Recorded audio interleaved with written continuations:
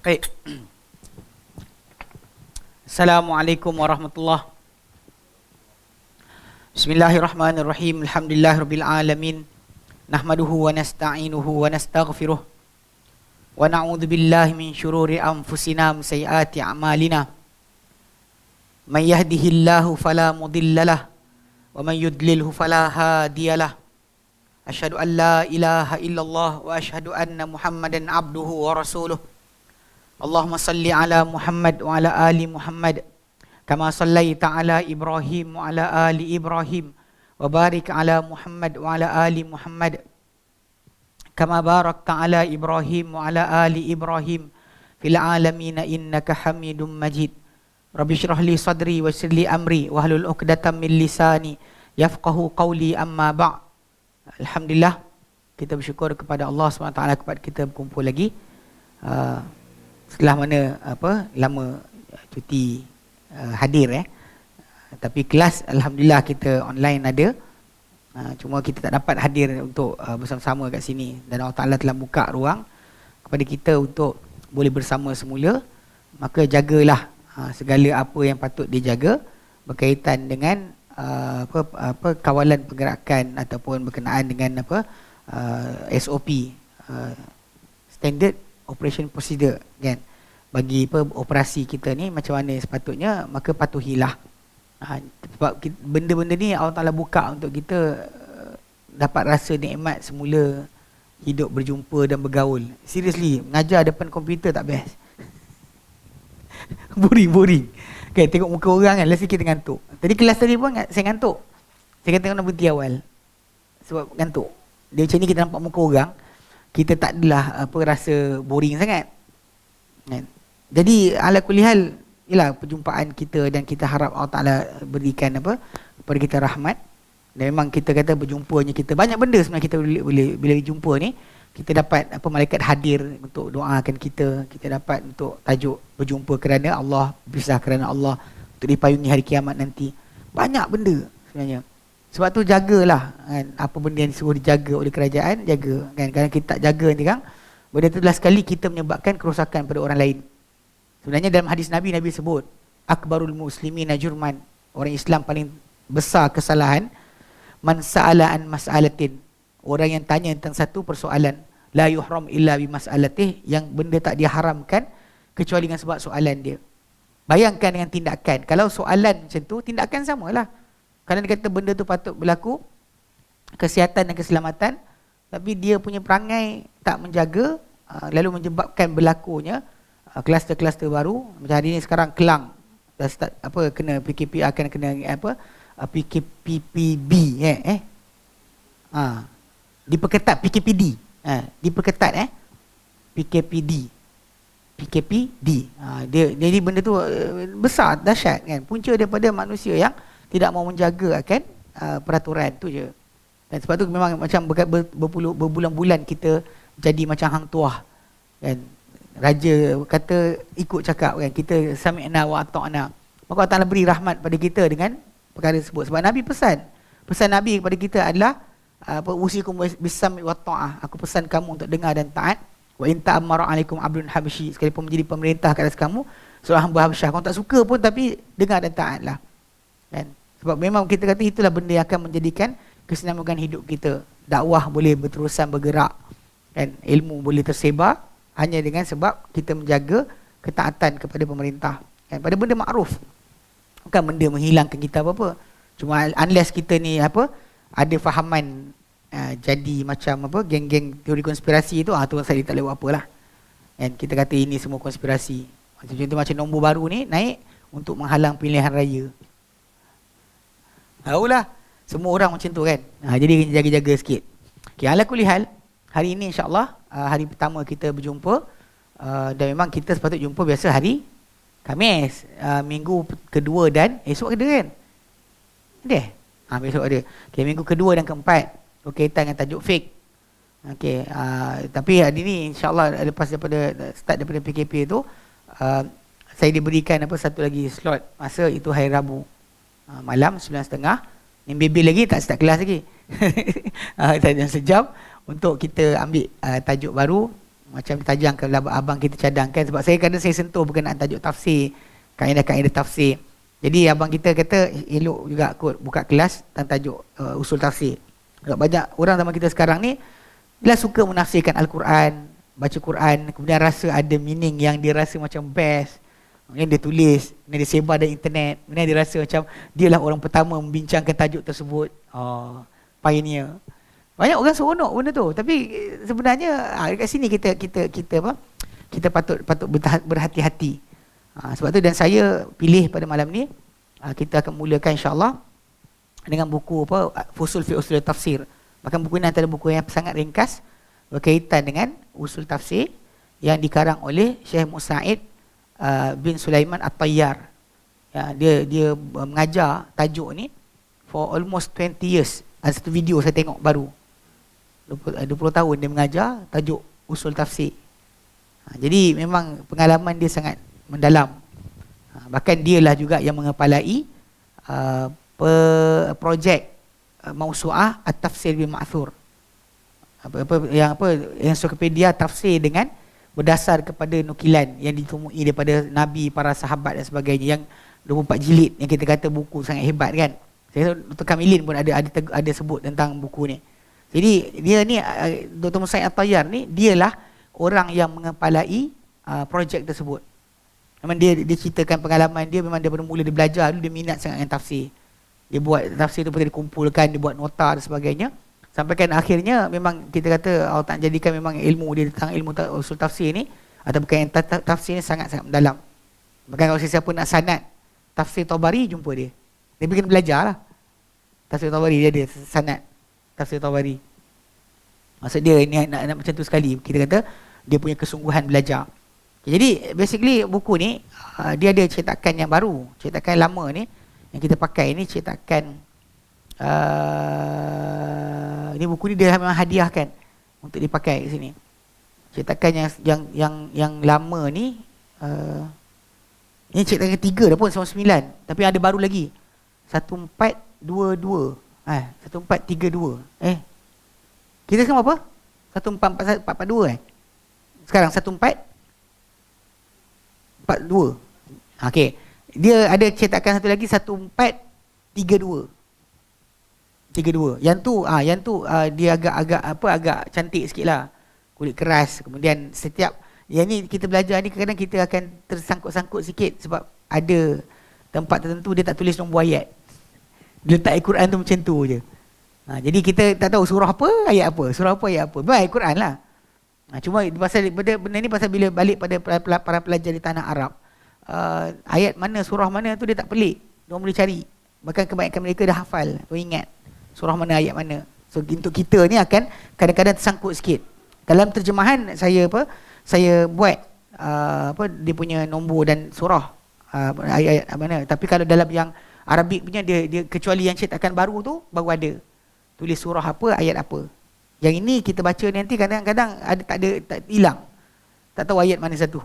Jadi sabar sikit Jadi okey, dan memang buku ni kami dulu di Yayasan Taklim kami pernah gunakan buku ni sebagai teks untuk pengajian bersijil dan habis diajarkan di sana dekat Yayasan Taklim.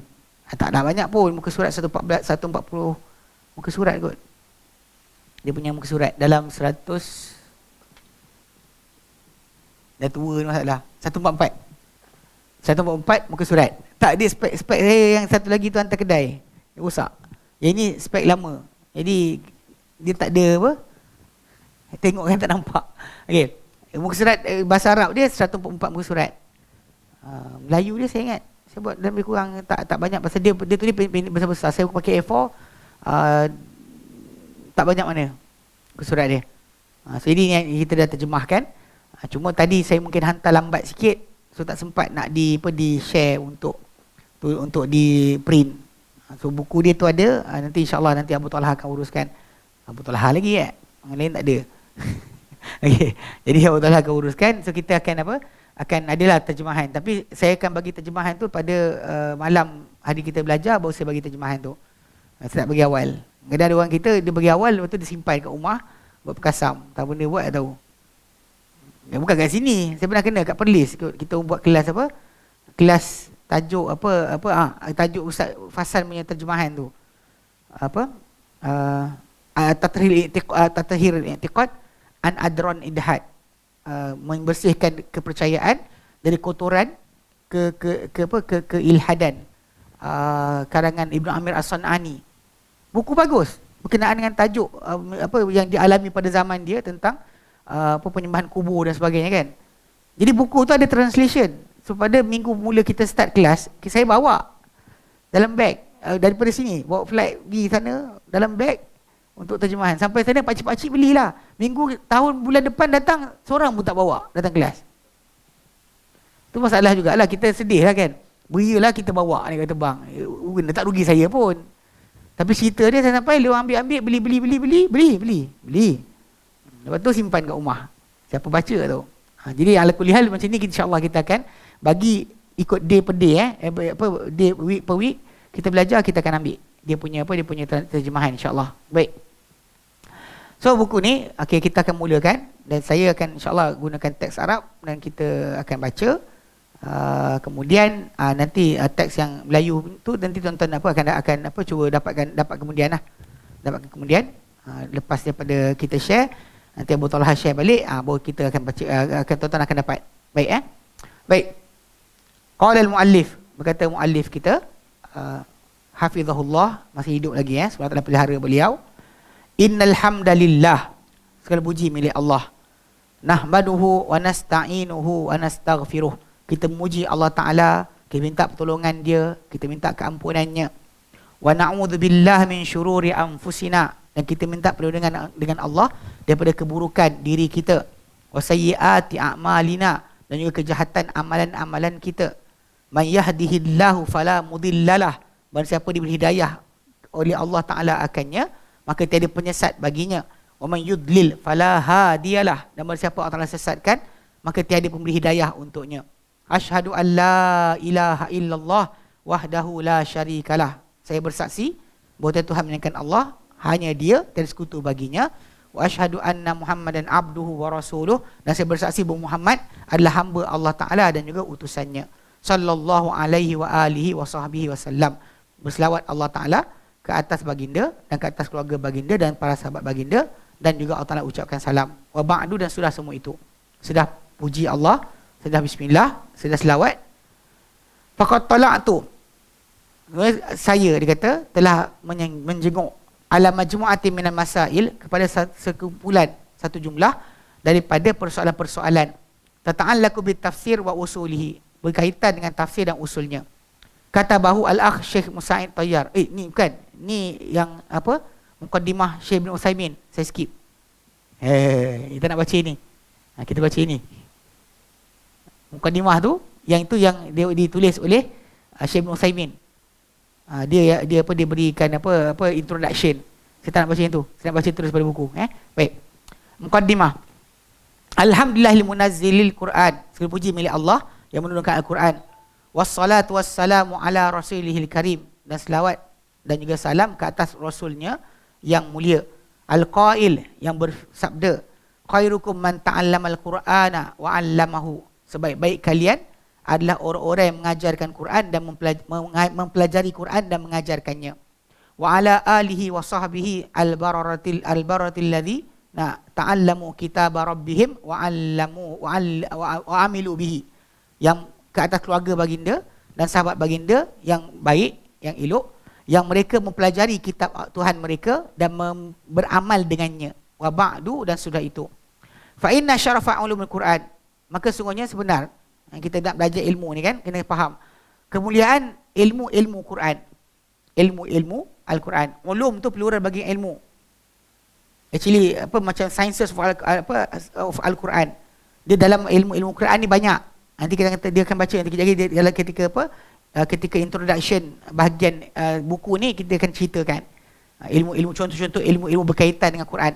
So dia kata maka sungguhnya ilmu Quran la yakhfa 'ala talibil ilmi, tidak tersembunyi pada seorang kan, kemuliaan ilmu Quran tak tersembunyi pada penuntut ilmu. Iz syarafu hadzal ilmi bi ma'lumihi, kerana kemuliaan ilmu ni adalah dengan maklumannya, apa kita pelajari. Kalau kita buat macam ni, kita kata ilmu pertukangan kayu dengan ilmu berkaitan tubuh badan manusia, mana lagi mulia? Ilmu pertukangan kayu dengan ilmu tentang tubuh badan manusia, mana lagi mulia? Manusia lah, sebab kayu dengan orang mana lebih bernilai. Basically pasal tajuk pertukangan kayu, bincang pasal kayu. Yang bincang pada manusia tadi bincang tentang diri manusia. So basically manusia lebih mulia. Jadi ilmu tentang kaji manusia lebih mulia pada ilmu kaji kayu. Itu basic. Sebab tu ilmu tentang Al-Quran, tajuk dia tentang Quran, maka dia lebih mulia banding ilmu-ilmu yang lain. Sebab tajuk yang kita maklum dengan ilmu tersebut adalah Quran, wahwa Al-Quran. Dia kata wala syakka anna mabahitha hadzal ilmi, dia kata, dan tidak ada keraguan bahawa kajian-kajian ilmu ni tatafadalu tafadulan bayinan, dia berbeza-beza dengan perbezaan yang sangat nyata. Sebab ilmu Al-Quran ni luas. Tajwid pun ilmu Quran, qiraat pun ilmu Quran, kan? Qiraat bukan taranum bukan ilmu Quran. Qiraat ilmu Quran, tafsir ilmu Quran. So bila kita sebut tentang ilmu Quran, dia ada beza lah dari segi kedudukan dia. Wa anna min a'laha, dan paling tinggi daripada ilmu Quran ni adalah ilmu tafsir. Ilmu tafsir yang allazi, yang huwa bayanun an ma'anil kalamillah, ia adalah penjelasan mengenai makna kalam Allah Subhanahu wa ta'ala. Sebab dia menjelas kepada kita kalam Allah. So tajuk ni sangat penting lah.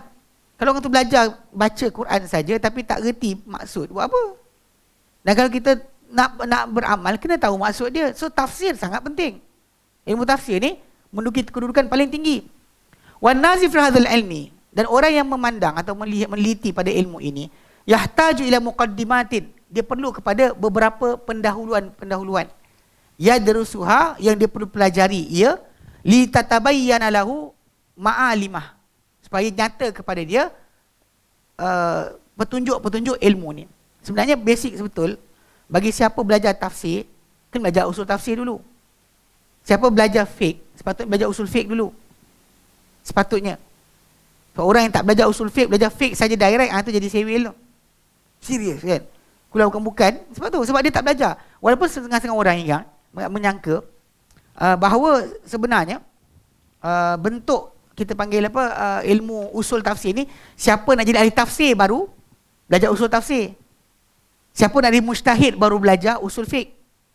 Siapa nak jadi penghafal hadis baru belajar ilmu mustalah hadis. Itu sangat salah.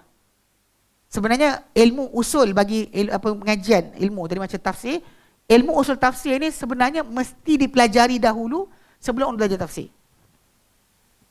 Sebenarnya. Sebab baru dia boleh bandingkan bila dia belajar tafsir nanti, mana pendapat betul, mana pendapat salah, mana bentuk pandangan yang boleh diterima daripada tafsiran, mana bukan. Sebab dia ada ilmu asas berkenaan dengan pentafsiran Al-Quran. Jika tidak, dia buka orang ni tafsir cakap macam ni, dia buka orang ni cakap macam ni, dia buka macam ni cakap macam ni. So dia akan confuse. Semua orang seban besar, ni seban besar, ni ada selempang, ni ada sekian, ni ada capal. So dia confuse. Sebab tu basic dia adalah memang ilmu usul tafsir sangat penting, dia kata. Wa tattadi'u subulahu, dan nyata kepada dia laluan-laluan tafsir. Fala yatihu idza qara'a kutubu hadzal ilm, maka dia takkan tersesat, teraba-raba bila dia membaca kitab-kitab ilmu ini. Itu ilmu tafsir. Tak boleh tidak.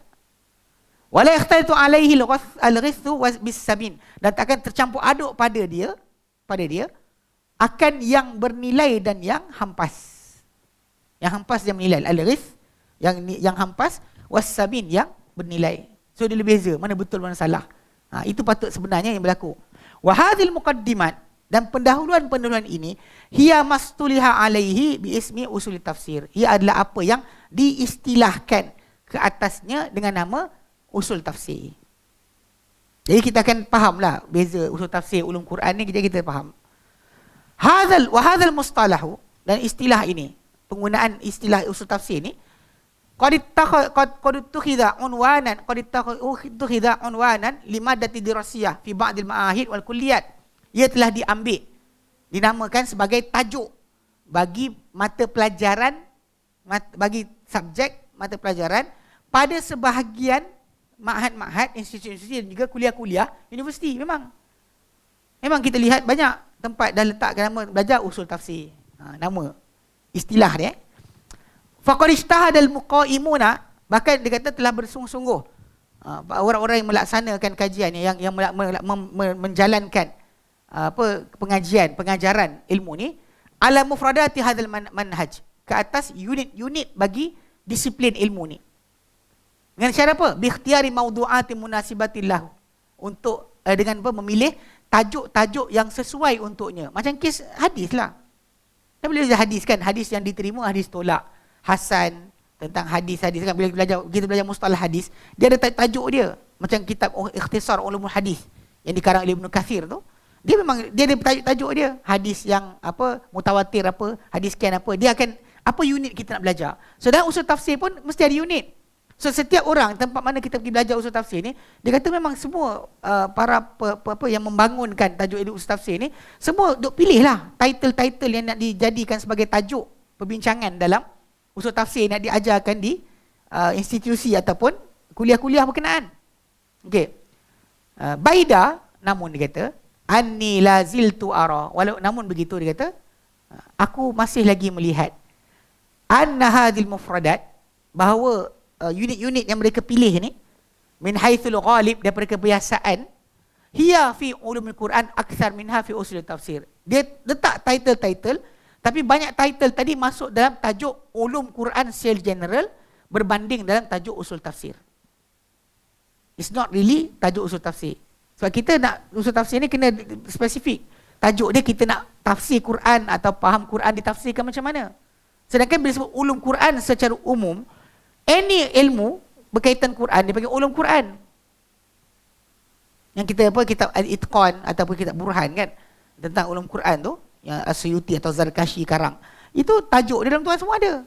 Mana Mekah, mana Madinah, mana turun musim sejuk, turun musim panas, mana turun awal, mana turun akhir, ayat paling panjang, ayat paling pendek, kan? Ayat memula turun, ayat memula turun tarik akhir. So perbincangan itu dipanggil dalam ulum Quran masuk. Tapi bahagian penulisan Al-Quran, resam Quran, dalam tafsir tak bincang tajuk tu sepatutnya. Tapi kadang-kadang bila kita dikata kerana apa, kekurangan kajian ni dibuat, berlaku bahawa kebanyakan orang belajar ilmu ulum Quran tu dia ingat itu usul tafsir. Jadi ulum Quran ni more general, lebih general berbanding tajuk usul tafsir atau tafsir itu sendiri. Bahkan tafsir, usul tafsir, tajwid, qiraat kan dan sebagainya, itu adalah unit-unit bagi ulum Quran, sciences of Al-Quran. Okey. Wa bima anni qumtu bi tadrisi hadhil maddati, dan dengan sebab bahawa saya melaksanakan, dia Syekh Musaid At-Tayyab melaksanakan pengajaran subjek ini, subjek ini fi kulliyatil muallimin bi Riyadh, pada dalam fakulti perguruan di Riyadh. Fa inni qad ikhtartu ba'dul mabahith, maka saya telah pilih sebahagian tajuk-tajuk allati ra'aitu annaha alsaqa bihadzal ilmi, ya, bahawa ia paling lekat, paling rapat dengan ilmu ni, paling melekat dengan ilmu ni. Ijtahadtu fi tahriri masailiha, dan saya usahakan untuk semak balik akan persoalan-persoalannya, ala ma ya'dhanallahu bihillah, di atas apa yang Allah Taala izinkan aku untuk buat, dia kata. Sebanyak mana yang mampu dia buat. Wala zala fi dhihni, dan dia kata dan masih lagi dalam kepala saya, dia kata ba'du mabahis, ada beberapa tajuk lagi selain yang kita akan belajar nanti, ada tajuk-tajuk lain, dia kata dalam kepala dia. Dia kata dia rasa nak masukkan, tapi walakinnaha tatatallabu istiqra' kutub tafsir, tapi ia memerlukan pembacaan menyeluruh kepada kitab-kitab tafsir. Sebab dia bila kitab tafsir ni besar, so dia bila nak buat satu kaedah, nak faham satu cara, satu uslub bagi tafsiran Al-Quran tadi, dia kena pastikan benda tu dipakai daripada mula sampai habis. Kaedah orang ulama tadi bagi orang person, ataupun kaedah semua ulama tafsir. So pembacaan kena menyeluruh. Dia tak boleh kita baca 3-4 muka surat, kita kata orang ni punya sistem adalah sekian, atau kaedah saya jumpa adalah sekian. Pasal kaedah ni dia mesti berulang. Kaedah ni mesti berulang. Macam kita dalam kes akidah kan, bila kita kata apa, ittiba' Nabi ni adalah perkara yang mesti. Sebab tu kita datang dalil bersepah. Bukan satu cerita je, bukan kita ambil satu ayat Quran. Semua dah akan datang macam tu. Macam juga dengan usul tafsir ni. Sepatutnya dia kata macam tu, tapi dia kata perlukan kajian lagi, masih lagi. Dia kata fa'arju, maka aku harap minallah, daripada Allah Ta'ala, an yuyassirani, agar dia mudahkan untuk aku, wa an yu'inani alaihi, dan agar dia bantu aku untuknya, untuk buat kerja ni. Innahu khairu mas'ul, sebenarnya dia Allah Ta'ala sebaik-baik yang diminta, wa azamu mu'ti, dan sebesar-besar, seagung-agung yang memberikan. Qad ijtahadtu an u'azziza masaila hadzal bahthi bil amthilatil muwaddihati laha. Dan dia kata aku telah berusaha untuk kuatkan persoalan-persoalan. Bila dia bagi tajuk-tajuk nanti, pecahan-pecahan tu, dia cuba bawakan contoh-contoh. Dengan kajian-kajian tu, dengan contoh-contoh yang menjelaskan akan apa persoalan-persoalan tersebut. Wa in kana ba'daha qad yakhlu. Dan bahkan kadang-kadang sebahagian benda tersebut mungkin kosong. Tak jumpa, dia kata.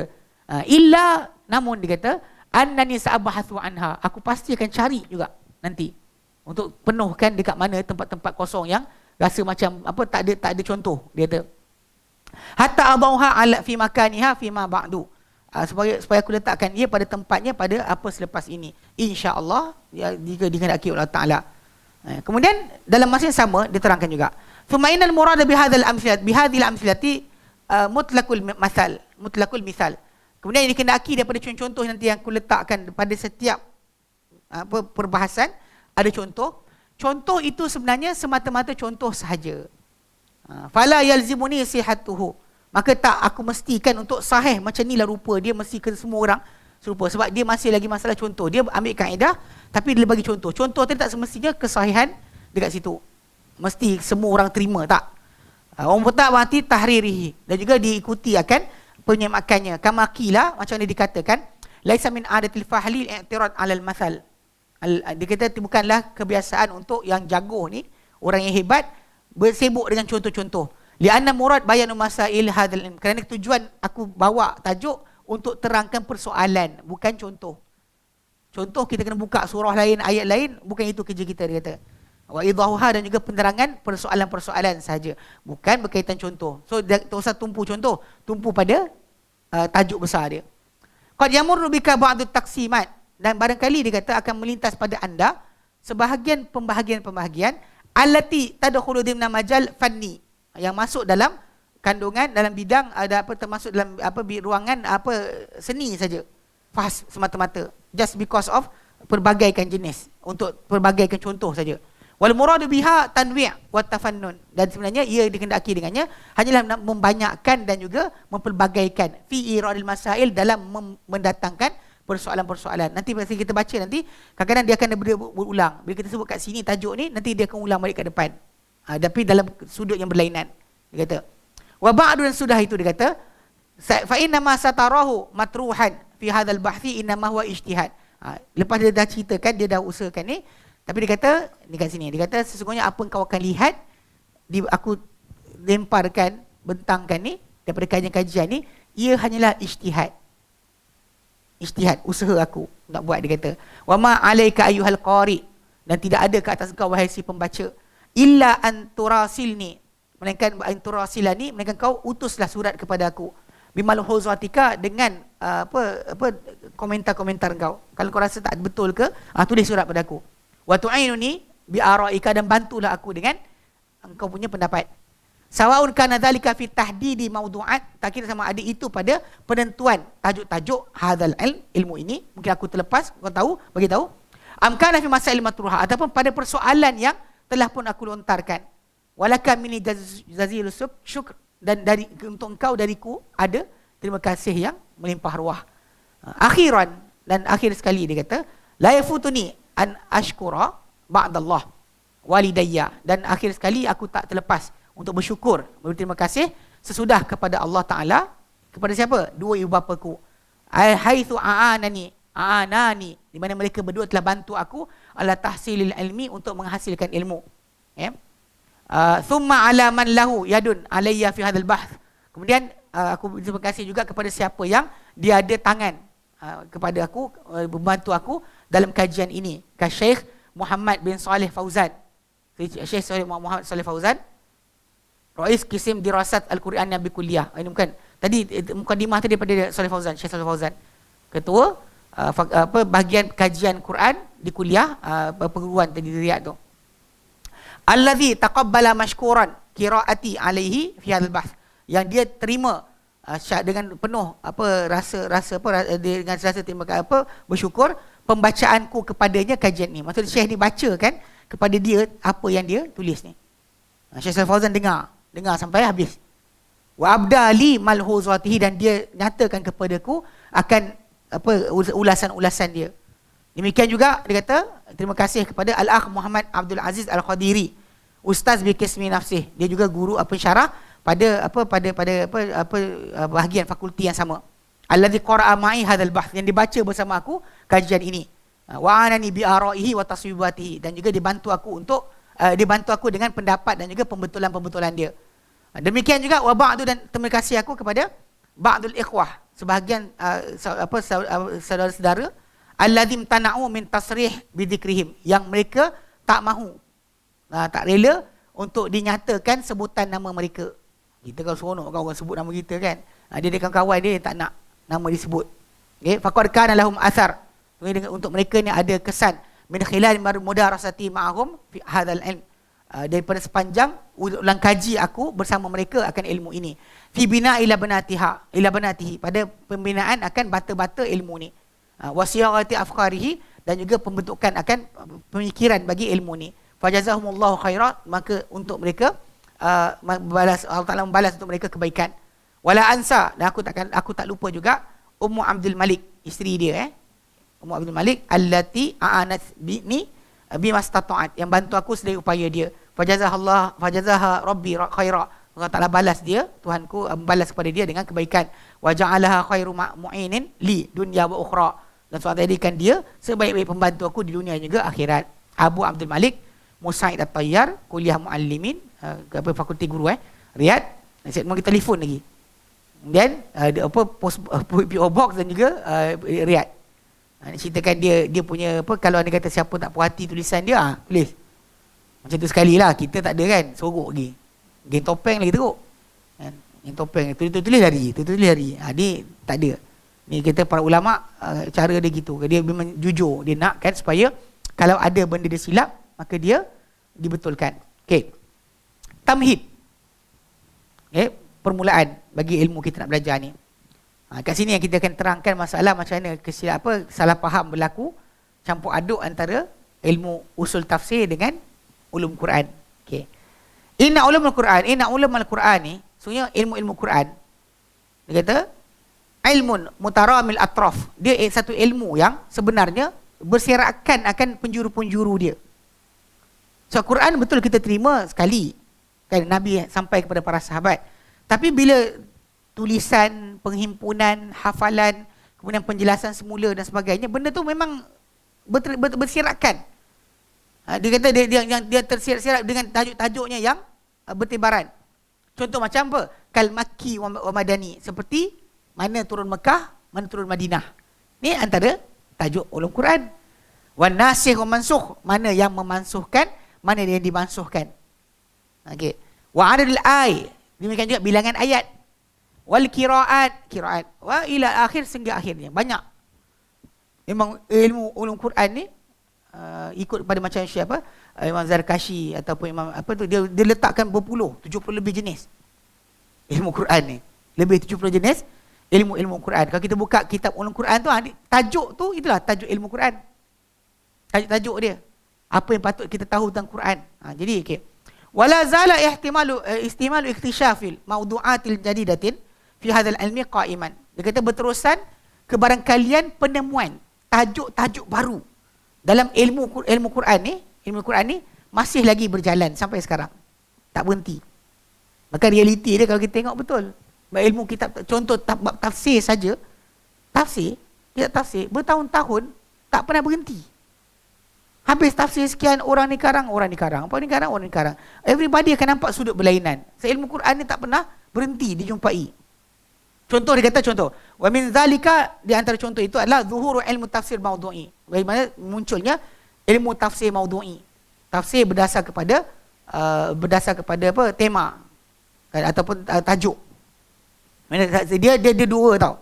Cuma bentuk maudhu'i ni, kalau kita belajar tafsir maudhu'i sendiri, Dr. Mustafa Muslim daripada Emirates kan, dia terangkan sebenarnya ada dua sudut tafsir maudhu'i. Satu sudut yang macam orang kata wanita dalam Quran. Wanita dalam Quran. So dia bawa keluar semua ayat tentang wanita dalam Quran, lepas tu dia bahaskan, dia bincangkan sebagainya. Dia keluar satu buku kitab, ini dia kata tafsir maudhu'i. Ataupun Bani Israel dalam Quran, atau riba dalam Quran.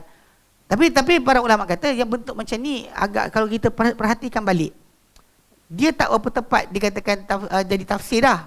Sebab dia jadi macam kitab fiqh. Macam kitab fiqh lah. Bila kita ambil kitab fiqh, contoh wuduk dalam Quran, itulah dia kitab fiqh. Jadi benda tu ada para ulama tolak, tapi ada masih lagi pegang. So, tafsir maudhu'i ini cara kajian Quran berbentuk dengan tema. Sebenarnya dia ambil satu tajuk. Okay. Satu lagi kaedah tafsir maudhu'i ini, yang macam tafsir maudhu'i yang yang ada 10 jilid, dicetak daripada Universiti Syariqah, yang dia buat satu tajuk tentang tafsir tadi sangat menarik. Contoh, bila dia kata berkenaan dengan tajuk macam mana, bila contoh Al-Fatihah tu kan, dinamakan Sab'ul Masani, 7 yang berulang. Kenapa? Kenapa dinamakan Ummul Kitab, Ummul Quran? Dia kata sebenarnya Al-Fatihah ni adalah rumusan bagi seluruh Quran. Sebagai contoh, bila kita kata Alhamdulillah Rabbil Alamin, dia kata ikut tafsir maudhu'i, dekat situ ada apa? Penerang tentang Allah Ta'ala, uluhiyah dan juga rububiyah dia. Lepas tu tentang bila Ar-Rahman Ar-Rahim, asma' dan sifat. So balik pada tajuk, bila kita buka Quran, contoh baca ayatul kursi, kita balik pada Allah siapa. Contoh macam Qul huwallahu ahad, balik situ juga. Every ayat terang tentang sifat Allah Ta'ala, semua balik dekat Alhamdulillahirabbil alamin Ar-Rahmanir Rahim.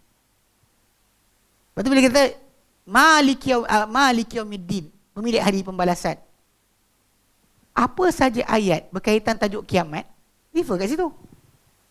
Kita baca Al-Qari'ah, Mal-Qari'ah, dia penjelasan bagi Yaumiddin. Idza zulzilatil ardu zilzalaha, terangkan Maliki Yaumiddin. Faham tak? Dia balik kat situ. Dia seolah-olah kalau kita baca semua Fatihah tu, ayat tadi dipanggil Ummul Kitab sebab dia rumusan seluruh Quran. Dia rumusan bagi seluruh Al-Quran. Ini konteks macam mana kita kata tafsir maudhu'i. Dia bukan pandang kalimah, huruf, tak. The whole text. Pada surah macam Al-Fatihah tu, dia bagi reason kenapa dipanggil nama berkenaan. Nabi panggil dia surah paling agung dalam Quran. Bahkan kalau orang tu nak berjampi, ada kawan saya seorang, dia kerja macam jampi jugalah. Rukiah orang, lepas kena basuh sikit dengan saya, last sekali dia pakai Fatihah je. Dia tak pakai yang lain. Saya kata, kau pakai Fatihah, aku tak kisah. Kau pakai surah lain pun masalah. Kau mandai, saya kata. So dia pakai Fatihah je lah. Kalau kita pakai Fatihah saja, orang pun macam, takkan Fatihah je? Kena faham tau. Sebab kedudukan Al-Fatihah ni, pada mata kita kecil, pada mata para sahabat dan Nabi lain. Lepas tu dulu Ibn Mas'ud radhiyallahu anhu, mashaf yang dia ada, dia tak tulis Al-Fatihah. Lepas tu dia tanya kenapa? Dia kata, kalau aku nak tulis Al-Fatihah, aku tulis Al-Fatihah pada awal setiap surah. Seolah-olah apa kan? Bila baca Al-Fatihah, Al-Baqarah tu penjelasan Al-Fatihah, Ali-Imran penjelasan Al-Fatihah, An-Nisa penjelasan Al-Fatihah. Dia macam tu. Dia faham macam tu. Ini satu sudut, ini panggil tafsir maudhu'i. Yang satu masa dahulu mungkin tak nampak, tak jelas. Atau contoh lain macam dia tunjuk baca Al-Baqarah yang panjang kan, 286 ayat. Kita baca surah Al-Baqarah 296 ayat tu, kita blur. Kan tajuk dia kejap cerita ni, tiba-tiba lompat ni, tiba-tiba sekian kan. Sebenarnya Al-Baqarah yang panjang 286 ayat tu, sebenarnya dia ada satu pendahuluan, dua isi besar, satu penutup. Satu pendahuluan, dua isi besar, satu penutup. Okay. Satu pendahuluan ni tafsir maudhu'i punya konteks. Kalau kita baca, kita nak hafal Quran pun mudah. Nak hafal surah Al-Baqarah tu pun mudah. Kita ikut tajuk-tajuk dia. Bahkan kita ikut tajuk ni, lepas ni tajuk ni, lepas ni tajuk ni, kita ingatlah. Yang biasa kita baca random tu, kita ingat-ingat tu. Benda lah. Tadi ayat apa? Macam tu. Okay, contoh macam Al-Fatihah, Al-Baqarah tu, ayat 1 sampai 39. Dia adalah muqaddimah bagi surat Al-Baqarah. Yang tajuk dia adalah penjelasan berkenaan dengan manhaj ataupun kepimpinan, kepimpinan Al-Quran sebagai hidayah dan juga contoh pertama khilafah di muka bumi. Itu Adam. Quran sebagai hidayah kan. Lepas tu khilafah pertama. Quran sebagai hidayah, kita tengok start pada awal. Al-Quran ni turun, hidayah. Ada orang jadi mukmin, ada kafir, ada munafik. Sampai ayat 20 kita baca. Start 21 Allah Ta'ala ni kan reassure balik kedudukan Al-Quran. Kemudian habis ayat tersebut, ayat 30 berbunyi tajuk kisah Adam. Kisah Adam alaihissalam. Kenapa? Sebab kita kan minta Allah Ta'ala hidayah. So Allah Ta'ala beritahu hidayah ada, itu Quran. Dan Allah beri contoh pertama manusia yang diberikan Allah Ta'ala akan khilafah, iaitu Adam alaihissalam. Okay, lepas kisah Adam habis, tiba-tiba kisah apa? Ya Bani Israel. Masa tak? Ayat 40. Kan kita pelik, kalau kita garuk kepala, kenapa lepas cerita Adam tiba-tiba cerita Bani Israel buat apa? Sebab mula 40 sampai ayat 162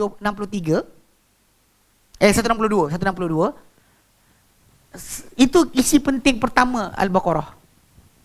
Tahu tajuk dia apa? Tajuk 40 sampai 162 tu adalah kenapa Bani Israel dicabut dari mereka khilafah.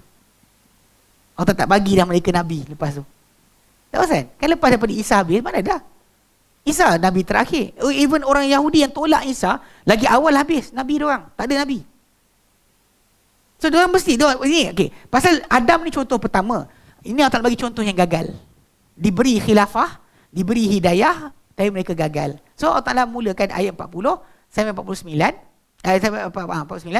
Allah Ta'ala terangkan berkenaan dengan tajuk Muqaddimah. Allah Ta'ala pujuk kan, Bani Israel ni. Allah Ta'ala suruh mereka ingat nikmat Allah Ta'ala bagi pada mereka.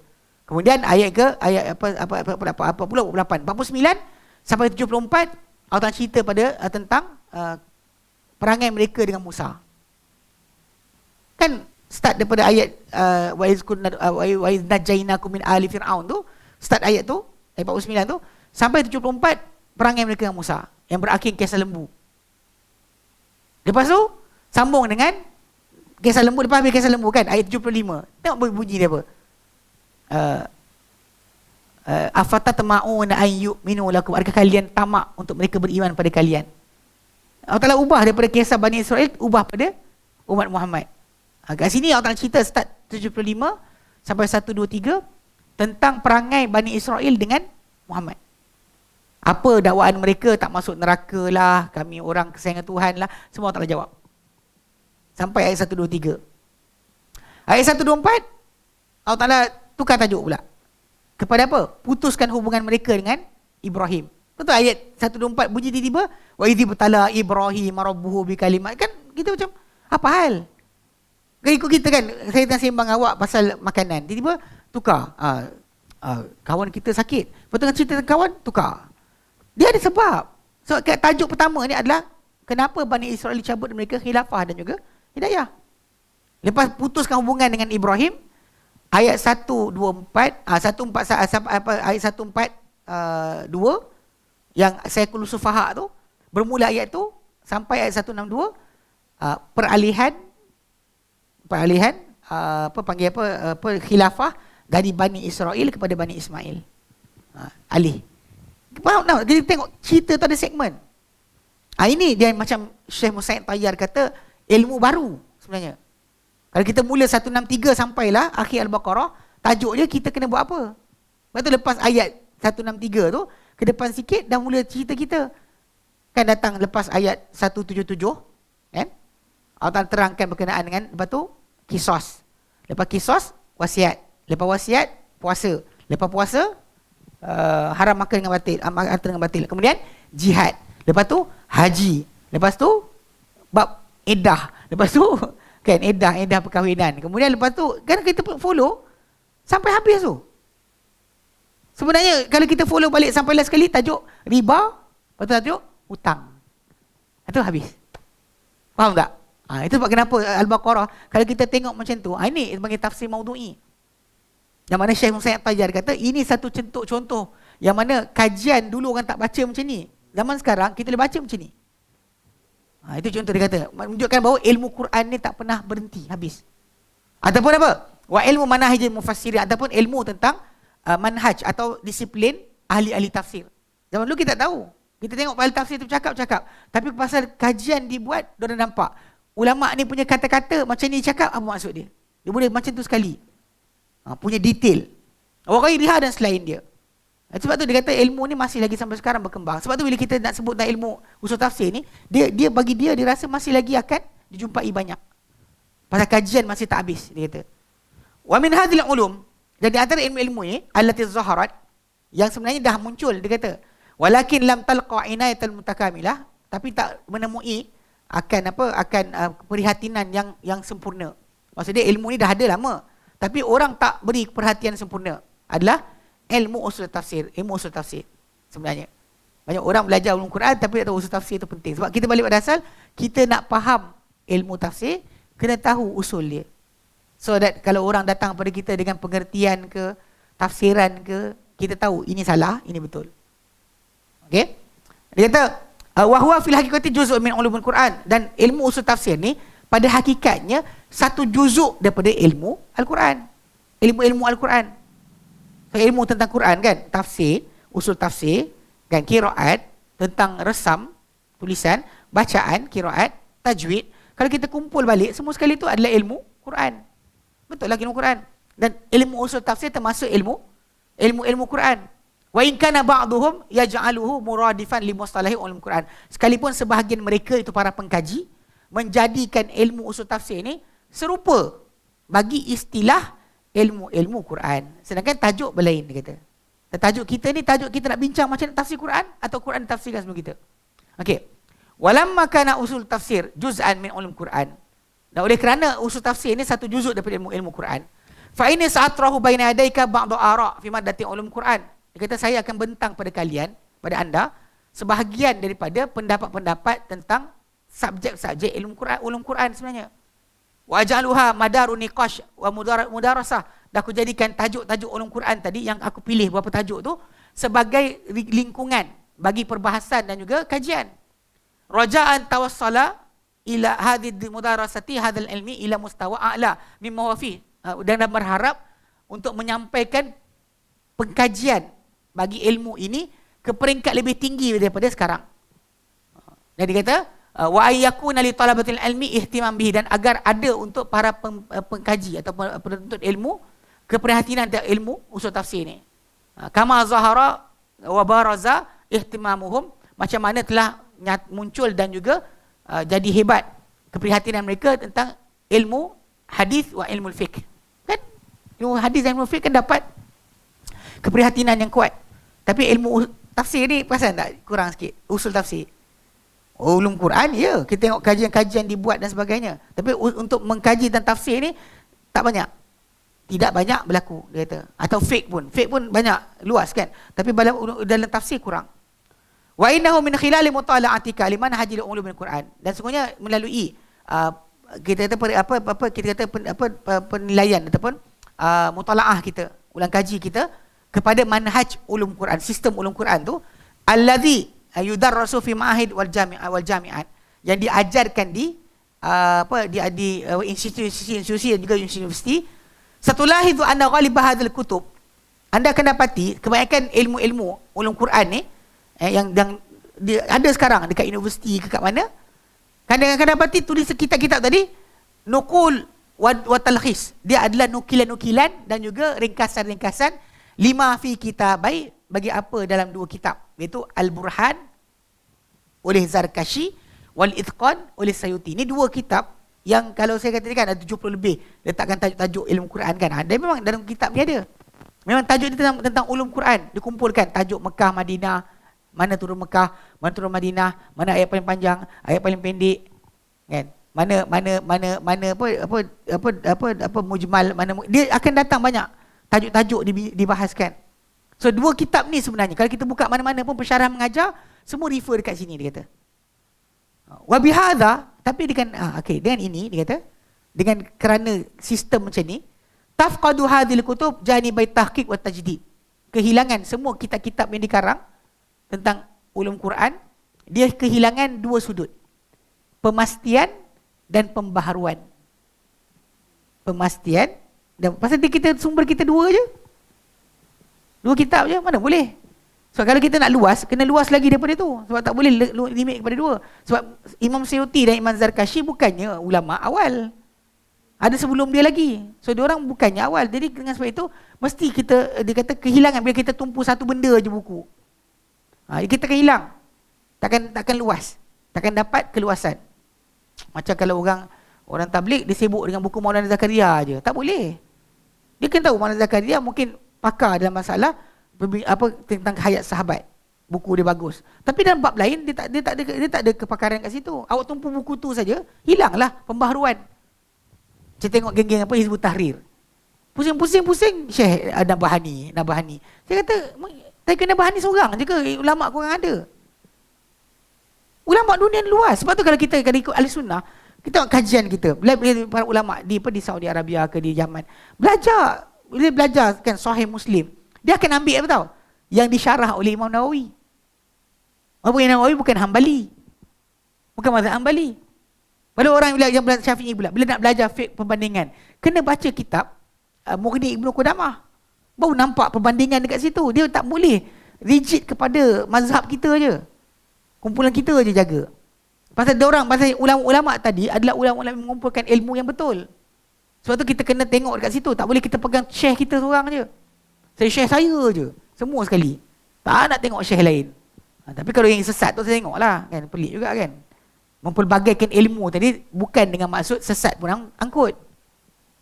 Kalau orang tu manhaj tak betul, jangan kita ambil dia. Sebab bahaya dia akan masukkan macam-macam benda dalam pemahaman kita. Sebab tu tapi bila kita rigid kepada dua buku saja, dia tak adalah pembaharuan, tak ada, pemastian pun tak ada, pasal kita nak pasti kena banding. Tak boleh limit kepada itu saja.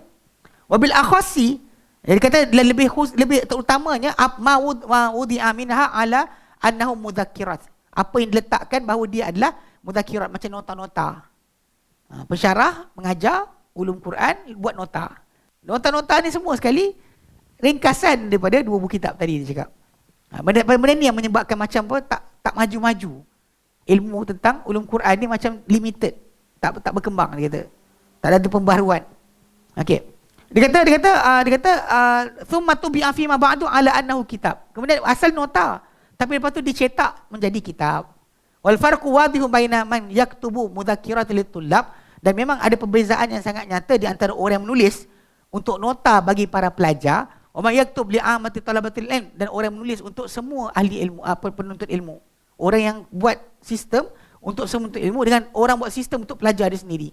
Mesti tak sama. Mesti akan berbeza, takkan serupa.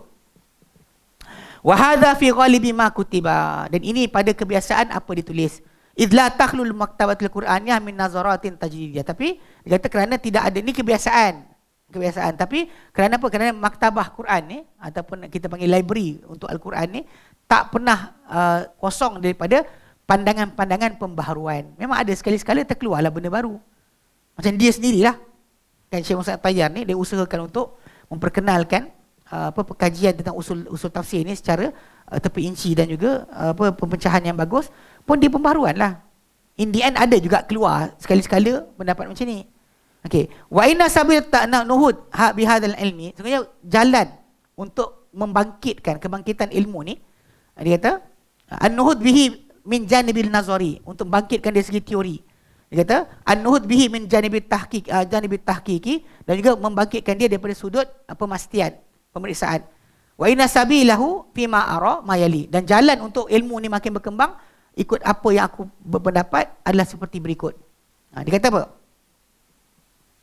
Dia kata awalan pertama tashtamilu mabahithu ulum-Quran ala janibain. Dia kata pertama sebenarnya memang apa yang kajian ulum Quran ni mengandungi dua sudut. Janibun nazari bahtun sudut teori semata-mata. Benda ni bagi pada pasal teori ni sebab kadang-kadang benda tersebut berdasar kepada conclusion.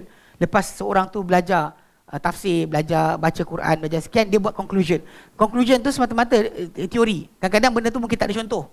Bila ada contoh dipanggil sebagai ada aplikasi.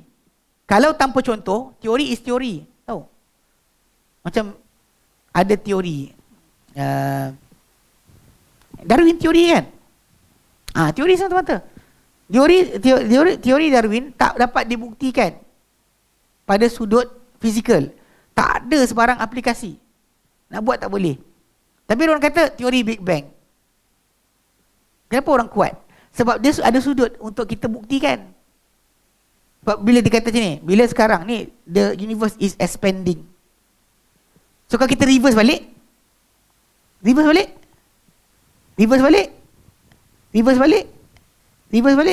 so jelas sekali jadi satu point. Lepas tu pula diorang faham lagi, unsur yang utama yang ada di alam semesta adalah hidrogen. Untuk hidrogen tukar jadi baran lain perlu pada tekanan dan suhu.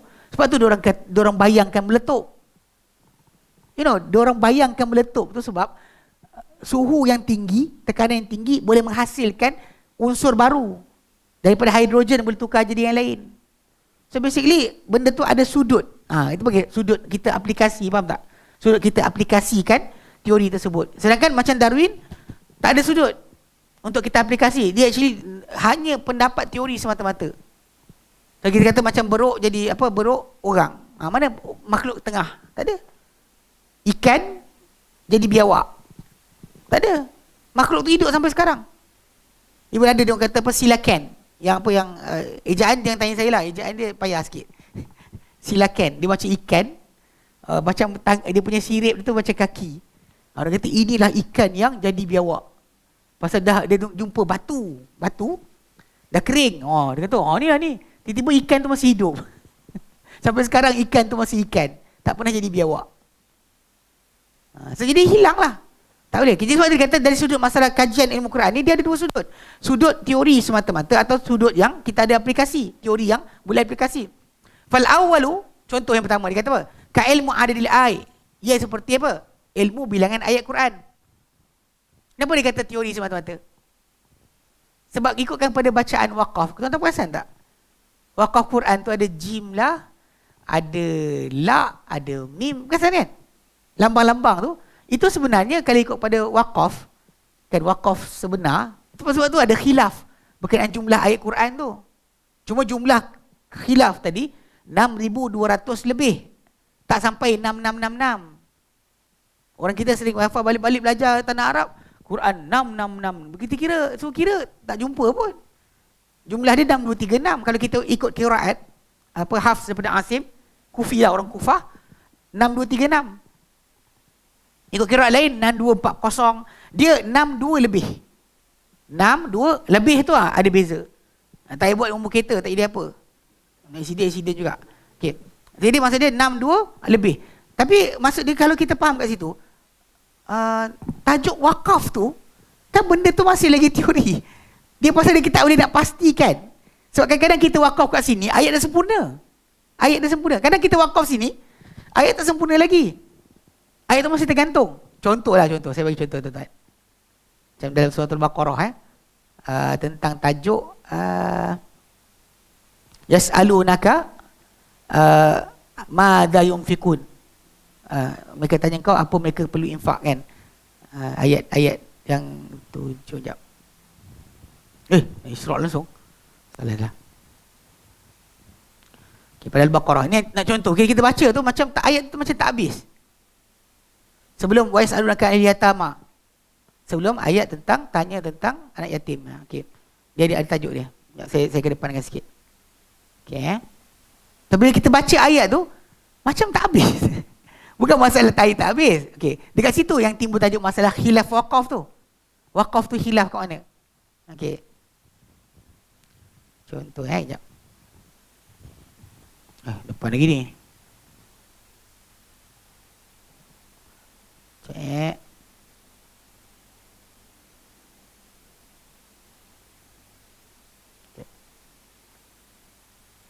Ni slow pula. Okey. Okey, sini. Saya kurus faham jap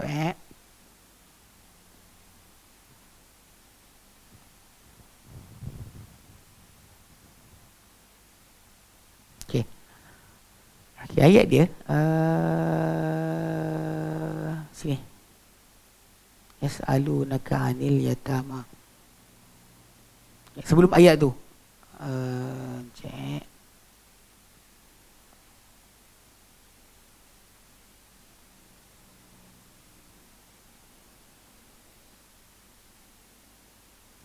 Okay. Dia bila kita baca ayat tu, kita wakaf situ, kita rasa macam ayat tak habis. Ayat rasa macam ayat tu macam tak habis. Sedangkan kalau ikutkan lambang wakaf tu ada situ. Lambang wakaf dah ada. Tapi bila kita baca tu, kita rasa macam ayat tu tak cukup lagi. Kat sini bila kita fahamkan, dia kata benda tu teori, sebab memang khilaf berkenaan wakaf ni di sisi para ulama berjalan. Memang berlaku. Sebab diorang apa kadang-kadang kita tengok ayat tersebut dah habis, tapi bila masa sama ayat tersebut kalau kita perhatikan, wakaf titik yang wakaf yang nombor ni dah ada kat situ. Dah ada dekat tempat berkenaan. Ini dah depan sangat ni. Ya. Ya. Okey. Yas'alunaka 'anil yatama.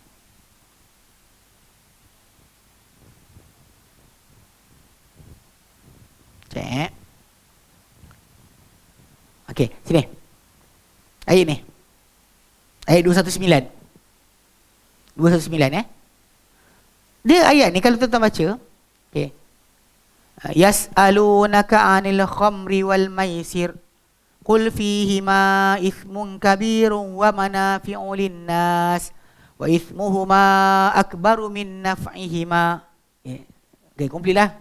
Kemudian wa yas'alunaka madza yunfiquna qulil 'afw. Kemudian kadzalika yubayyinullahu lakumul ayati la'allakum tatafakkarun. Lepas tu fid dunya wal akhirah. Rasa tak? Kan demikianlah Allah Taala jelas kepada kalian akan bukti-bukti. Moga-moga kalian akan berfikir. Dah wakaf dah. Tiba-tiba lepas tu fid dunya wal akhirah. Kan tuan-tuan, kalau tuan-tuan wakaf kat sini kan nampak tak macam janggal sikit dari segi baca. Tapi ikut qiraat kita wakaf situ. Qiraat lain ada wakaf kat sini. Kat sini sebab tu kenapa dia kata tadi apa? Sudut teori. Contoh teori dari segi masalah Quran ni adalah teori. Sebab apa? Sebab dia kata benda tersebut ikutkan ikutkan. Dia kata benda tersebut kalau ikutkan dia punya tajuk tu lebih berbentuk teori banding dengan praktikal. Sebab kita nak katakan wakaf tu yang mana. So khilaf di kalangan para qari Quran ni kuat. Tak boleh kita nak paksa. Kita boleh kata macam mesti ikut sekian, tak boleh. Sebab tu jumlah ayat Quran, saya ulang wakaf Quran tu, jumlah ayat tu dia jadi berbeza-beza sebab kes wakaf tadi lah. Sebab tu wakaf ni dianggap sebagai teori. Sebab tu kalau kita buka Quran pun sampai sekarang, memang wakaf dia tu nampak. Dia ada jim lah, ada qaf aula, sol aula. Ni qaf aula, ni sol aula, sola kan. Lepas tu jim harus. Nampak tak? Sedangkan kalau kita kumpul balik sebenarnya tajuk dia bila kita baca ayat Quran tu, kalau yang pentingnya complete sentence. Sentence tu complete. Dan settle, tapi masalahnya bila tentang mana Nabi pernah wakaf dulu. Itu masalah sikit lah. Dia tak dapat nak pastikan betul. Sebab tu dia kata benda ni lebih pada teori. Dia kata, lebih pada teori. Sekejap, mana tadi? Okey. Cek. Okey. So, di mana dia kata bilangan ayat. Silap. Baca yang Melayu, patutlah rasa salah. Okey. Dia kata tadi dia kata seperti bilangan ayat. Serta wa ma'rifatus saifi wasyitai. Tahu ayat mana Quran yang turun pada musim panas atau musim sejuk. Wal manami, dan ayat turun ketika tidur. Wasafari, ayat turun ketika musafir. Wal hadari, ketika tak musafir. Dia kata minan nuzul daripada ayat yang turun. Wa nahwiha, ini lebih pada teori dia kata. Fahadhil ulum yumkinu an tudras li talibi bijanibil nazari. Dia kata ilmu-ilmu ni boleh diajarkan kepada para pelajar, para penuntut dengan sudutnya yang teori. Wa man ra'a fiha janiban tatbiqan demikian falyadrusha ala janib tatbiqi. Tapi ada orang yang kata boleh aplikasikan, boleh contoh. Dan dia kena sudut situlah pula. Sudut itu, sudut pelaksanaan. Kita ada contoh, ada teori, kita nak tunjukkan. Kalau siapa rasa ada, dia kena buat contoh lah. Contoh menunjukkan bahawa ini betul ni sekian. Okay. Sudut kedua yang dikatakan apa? Yang teori tapi ada praktikal dia. Kita nak praktiskan, kita nak kena kat mana? Dia kata qasasul Quran. Wasani qasasul Quran seperti kisah-kisah Quran. Amsal Quran, contoh-contoh Quran. Masaluhum tu kan? Daraballahu masalan. Itu ada. Wa aqsamul Quran, sumpah-sumpah Quran. Try kumpulkan. Kan kita jumpa kan benda Quran sumpah. Dengan lail, dengan al-fajr, dengan an-nahar, dengan nafs, dengan apa. Kan Allah Ta'ala sumpah. Jadi benda ni kita boleh ada siri aplikasi dia. Yang kita jumpa, nampak. Wa nahwiha dan sebagainya. Fahadil ulum, maka ilmu-ilmu ini, dia kata, wa nahwiha dan selainnya, wa nahwaha dan selainnya, yumkinu an yujra 'alaiha tatbiq. Boleh dijalan padanya apa? Aplikasi. Kisah tadi, contoh kisah Quran, kita boleh aplikasikan kisah tersebut, boleh tunjukkan contoh dia. Dia kata ba'da ma'rifati nazariyah laha, setelah kita ketahui akan apa dia punya teori. Kita ada contoh untuk buat. Macam tadi, kebilangan ayat, kita masuk bincang pun dia masih lagi orang ni kata wakaf sekian. So teori je lah. Kita tak boleh nak fix kan. Kalau tuan beli Quran apa? Quran yang lama, Quran yang apa yang Majid, yang lama tu kan, yang cetakan India. Dia tak tulis bismillah nombor 1 tau. Kita bilang-bilang 6 ayat je. Kita kan Al-Fatihah kan sab'ul mathani, 7 yang berulang. Tiba-tiba dia punya Quran Al-Fatihah tu 6 je. Alhamdulillah alamin 1, Ar-Rahmanur Rahim 2. Tapi kat sini tak ada kot. Salinan lama ada. Betul tak? Quran lama tu. Yang jenis yang apa yang tu? Tak ada. Yang ni baru semua. Yang ni semua ikut Rasul Osmani. Yang dia akan tulis Bismillahirrahmanirrahim 1. Kalau yang lama tu Bismillahirrahmanirrahim tak ada. Oh, tapi ada orang simpan. Kawan saya simpan dia punya. Jadi Terengganu bawah ni, dia ni Quran tu dia waktu dia belajar mula ngaji dulu. Ketika dia kecil, disimpanlah sebagai kenang-kenangan. Tapi memang ni lah, memang buka tu tak ada. Yang disebut tadi kan, ayat apa nombor ayat lari sikit dan sebagainya. Tapi benda tu pasal kes teori. Sebab nazari dia bukannya ada aplikasi. Okey. Dan dia kata wali tatbiqi majalan. Dan kalau kita nak aplikasikan, dia kata untuk tajuk apa yang kita letakkan sebagai teori bagi ilmu Quran, dia kata ada 2 bidang, 2 ruang. Pertama Al-Quran Karim, dia kata wat tafsir. Quran Karim tu sendiri dan ke tafsir. Quran Karim kita bincanglah masalah tajwidnya ke, bacaannya ke, sebagainya. Okay. Dan juga tafsir, pengertian yang datang tentang penjelasan ayat-ayat tersebut. Walikulli minhuma ma yunasibuhu minal mawdu'at. Dan bagi setiap satu daripada Quran itu sendiri, untuk aplikasi dan juga tafsir itu sendiri, ada tajuk-tajuk yang sesuai. Wal murad bil tatbiq, yang dimaksudkan dengan tatbiq, bila kita aplikasi, ada terangkan macam mana nak buat. Jadi benda ni perlu benda besar lah bagi para penuntut ilmu. Kalau sanggup nak buat, boleh. Dia kata wal murad bil tatbiq, dan apa dimaksudkan dengan aplikasi ni adalah ayyakum at-talibu bi istikhrajil amthilah minal Quran aw tafsir, bahawa melaksanakan salah seorang penuntut ni mengeluarkan contoh-contoh dari Quran dan tafsir. Dia keluarkan contoh, bawa contoh-contoh. Mana bila dia ambil satu tajuk, dia keluarkan contoh tadi. Macam dia kata kama yaf'aluhu talibu ilmul hadis. Macam penuntut ilmu hadis buat. Dalam ilmu hadis orang buat. Kita tengok hadis, 40 hadis tentang jihad. 40 hadis kan pasal tak dia orang buat. Tapi kalau tafsir pasal tak ada. Tak ada sangat, kurang aplikasi macam ni. Okey. Jadi dia kata yang mana dia kata akan cuba. Okey. Hinama yakumu bi takhrijil ahadits aw dirasati asani. Ketika mana pelajar penuntut ilmu hadis ni ketika melaksanakan takhrij hadis ataupun mengkaji sanad-sanad. Macam dia buat. Sepatutnya yang belajar tafsir pun patut ada kaedah macam tu. Okey. Wa ala hadha, dan di atas ini fayumkinu an yutlaba min at-talib istikhrajil amthilati min al-Quran li mawdu' amsal Quran. Contoh boleh untuk dituntut, diminta daripada penuntut tu untuk mengeluarkan contoh-contoh dari Quran bagi tajuk contoh perumpamaan Al-Quran. So kita buat perumpamaan Al-Quran, banyak perumpamaan. Dengan labah-labah lah, anjing lah. Quran Allah Ta'ala samakan makhluk. Allah Ta'ala bagi contoh untuk satu perkara. Macam dalam surah Al-Baqarah yang awal tu kan, Allah Ta'ala jadikan contoh orang munafik tu dengan orang pasang api padam. Second one, orang tu berjalan tengah hujan, ada kilat, ada guruh. Kan? Ada hujan. So dia tutup telinga, tak nak dengar. Bila cahaya jalan, cahaya nyala, dia jalan. Cahaya padam, dia berhenti. So itu contoh Quran lah. So bila macam ni, kalau kita kata para pelajar yang menuntut mengkaji ilmu tafsir ni, dia boleh keluarkan untuk contoh Quran. Kemudian dituntut pula untuk dia keluarkan Makki Madani dengan kajian, cek mana surah turun Mekah, mana turun Madinah. Dengan mengkaji asar dan mengenal kesan, apa contoh macam sifat-sifat Makki Madani tadi. Atau kalau ada kisah, dia tahu kisah. Ayat ni turun dekat Mekah sebab kisah ni berlaku kat Mekah. Contoh macam perang Uhud. Kalau kita baca perang Uhud, baca dalam surah mana? Dalam surah Al-Imran. Kalau perang Badar, dalam surah Al-Anfal. Dia ada surah-surah di mana di sini kisah sekian. Kalau perang Ahzab, buka surah Ahzab lah.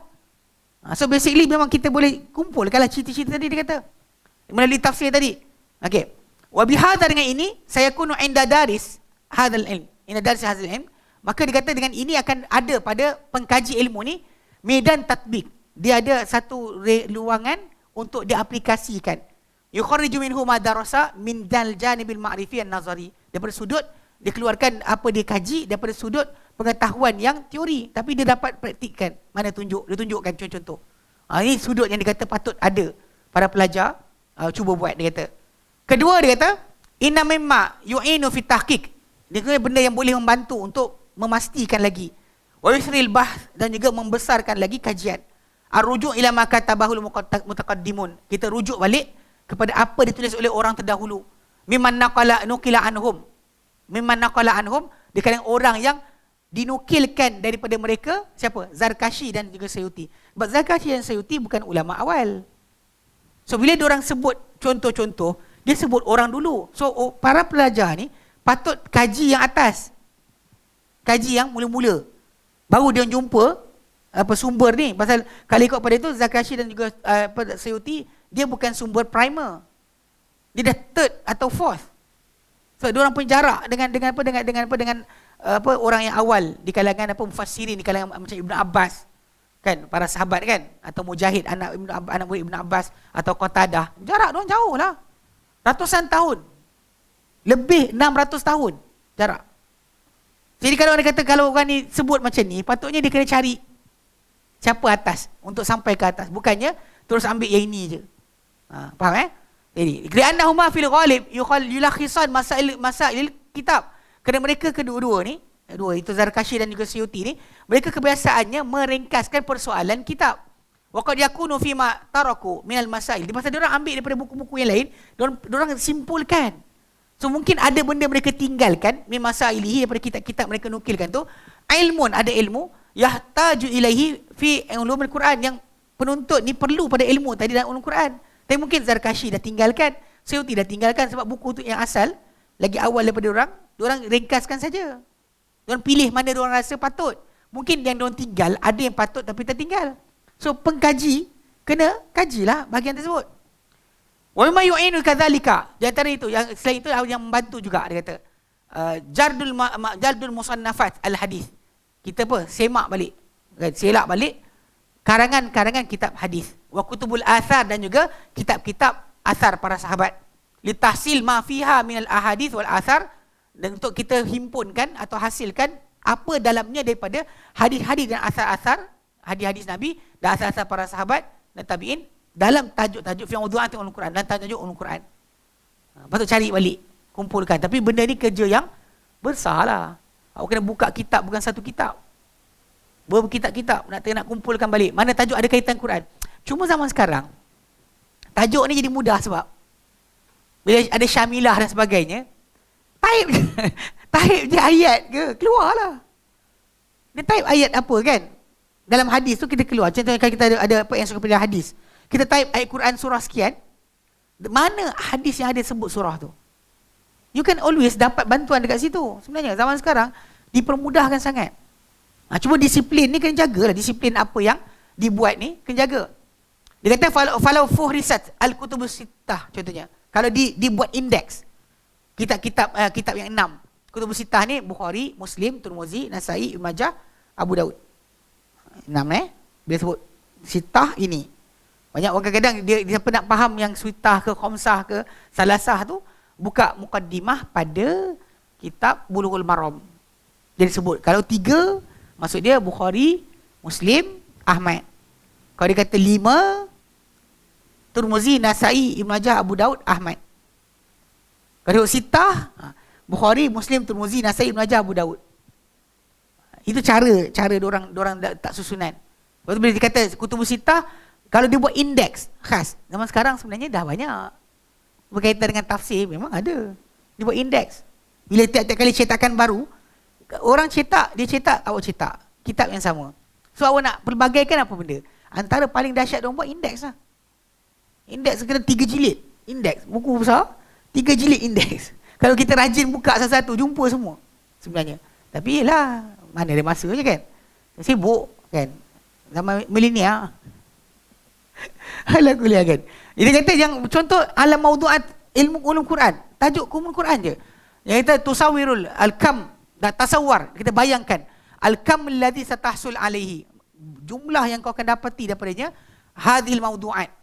Yang dia menggambarkan jumlah yang akan dihasil daripadanya daripada tajuk ini dan hadis-hadis dan asar.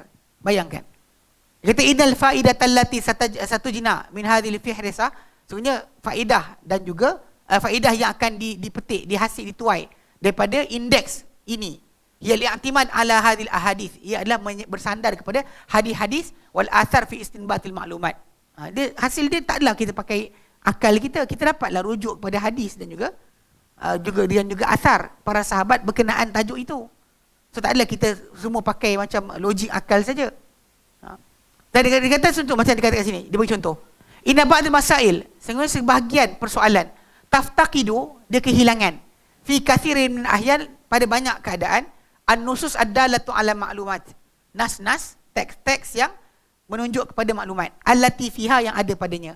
Kalau bahasta, sebagai contoh, kalau kau mengkaji, kalau kamu mencari ala sabil misal, di atas contoh dalil man qala, dalil siapa yang cakap inna Uthmana, Uthman jama'an nasa ala harfin wahidin, telah kumpulkan orang di atas tulisan yang satu, huruf yang satu, wa al-sittatal akhirata, dan dia padamkan 6 lagi yang lain.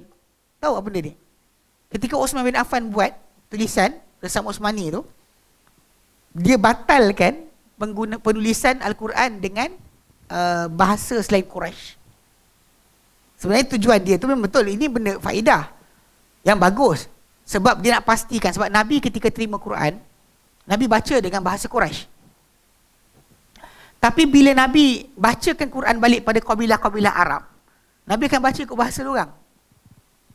Sebab tu tuan-tuan dengar Nabi SAW minta Allah Ta'ala berikan, luaskan lagi untuk dibaca macam mana. Sebab kalau jumpa dengan kabilah yang tertentu, dia tak boleh ikut Quraisy punya bahasa. Saya jumpa dekat Yaman, ada orang kabilah-kabilah ni, dia tak boleh dia tak boleh hu. Dia tak boleh hi. Contoh macam fihi, fihu. Fihi, fihu. Fihi. 10 kali cakap, dia banyak fihu juga. Kita macam pelik. Betul-betul kita teringat yang apa?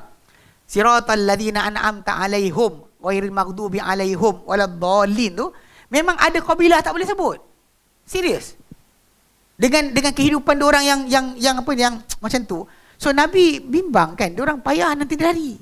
So Nabi minta Allah Ta'ala izin, maka Allah Ta'ala izinkan, Jibril datang izinkan Nabi untuk baca untuk bahasa Huzailah, bahasa ini.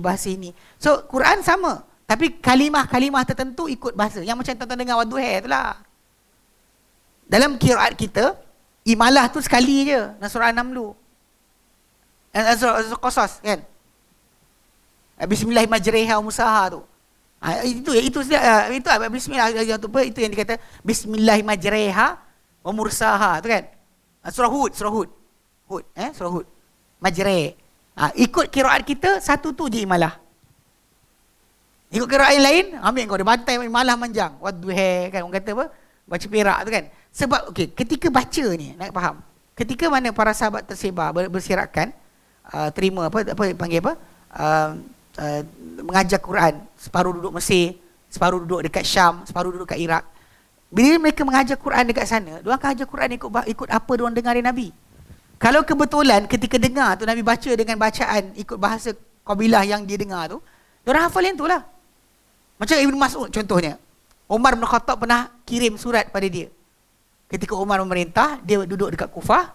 Umar kirim surat pada dia. Umar kata, aku dengar engkau membacakan Quran kepada orang ramai dengan bahasa Hudzail. Hudzail ni satu kabilah daripada kabilah-kabilah Arab lah. Hadzal ya'lam, kan, Hudzail. Bila datang kepada engkau surat aku, bacalah Quran kepada orang ramai dengan bahasa Quraisy. Kerana ia turun kepada Nabi dengan bahasa Quraisy. Umar suruh. Okay, jadi yang kita kata sekarang kat sini. Okay, siapa yang cakap ayat tu? Yang dikata Osman telah menggabungkan orang ramai di atas satu huruf. Ini satu cara bacaan. Dan dia batalkan semua sekali 6 yang lain. Nabi kata aku dibenarkan baca Quran di atas 7 huruf. Yang 7 cara bacaan sebutan orang Arab. Tapi nak Osman ketika datang sampai dia padamkan semua. So bakar. Ibn Mas'ud bakar. Dia punya masah dia. Dia tahu yang Osman kumpulkan tu tak salah pun. Cuma dia biasa baca dengan bahasa tersebut. Dan main bahasa Quraisy tadi yang kita kata menjadi yang tu Rasul Osmani ni. Sebab tu kenapa Rasul Osmani ni dijadikan macam apa benda besar. Maka qiraat yang menjadi trending baca qiraat Hafs daripada Asim. Kau tanya kenapa? Punca dia sebab Hafs daripada Asim daripada Abdurrahman daripada Abu Abdurrahman As-Salmi, dia pula daripada Ali daripada Zaid bin Thabit. Dan Zaid bin Thabit ni kan orang yang disuruh kumpulkan Quran, tulis Quran semula, dan bahkan dia dengar bacaan Quran Nabi dengan Jibril yang terakhir. Sebab tu diorang macam respect dia punya ingatan. Dan dia genius. Belajar bahasa Yahudi 10 hari je. Awak belajar bahasa Arab, wahum tak lepas. Wahum. Datang ustaz baru pun wahum balik. Nak fahamkan kat situ kan. Kita nak fahamkan bahawa ni kata-kata ni ada somebody said. Tapi mana nak check? Pasal Osman bakar. Dia suruh jawatan kuasa ambil Quran yang dihimpunkan pada zaman Abu Bakar, yang pada Hafsah, dia ambil jadi master copy dan dia letak 5 orang. Kemudian ketua Zaid bin Thabit, dia pesan pada orang, kalau korang bercanggahan tentang mana-mana kalimah, ikut bahasa Quraisy. Al-Quran turun dengan bahasa Quraisy. Dia terus macam tu. Maksud dia, kita faham kat situ kan. Maksud dia padam ni maksud tu. Tapi soalan, mana nak cari ni? Mana nak cari statement ni? Siapa cakap? Pasal dalam ulum Quran ini penting. Sebab ini yang menyebabkan kita tahu Rasul Osmani. Ini masalah berkenaan dengan kenapa zaman sekarang ni qiraat yang lain tu hanya popular ketika pertandingan ataupun pertunjukan. Tapi untuk amalan tak jadilah. Sebab apa? Sebab tadilah ada sebab dia. So kita tahu, okey, di kat sini tak jumpa. Ataupun dalil, atau dalil man qala, atau dalil siapa yang berkata, inna Rasulullah SAW kana yakifu ala ru'usil ay li ta'limi addil ay. Ini Nabi dulu berhenti pada kepala setiap ayat. Macam alhamdulillahirabbil alamin, Nabi berhenti. Ar-Rahmanir Rahim, berhenti. Untuk bagi tahu bilangan ayat Quran. Tsumma kana ba'da dzalika yatatabba'ul ma'ani wa la yakifu indaha. Kemudian selepas dari itu Nabi akan baca ikut kepada pengertian dan tak berhenti pada tempat yang sama.